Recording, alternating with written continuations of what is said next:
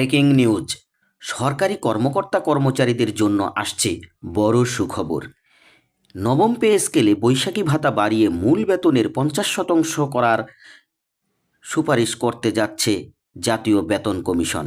বর্তমানে সরকারি কর্মকর্তা কর্মচারীরা মূল বেতনের 20% বৈশাখী ভাতা পেয়ে থাকেন।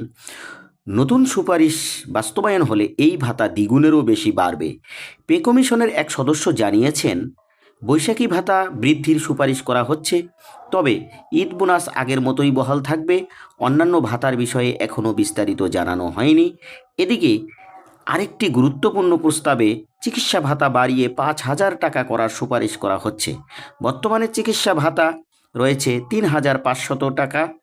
আগামী বুধবার 21 জানুয়ারি এসব সুপারিশ প্রধান উপদেষ্টার কাছে জমা দেওয়া হবে বলে জানিয়েছে পে কমিশন সূত্র। এই মুহূর্তে এতটুকুই, বিস্তারিত আসছে।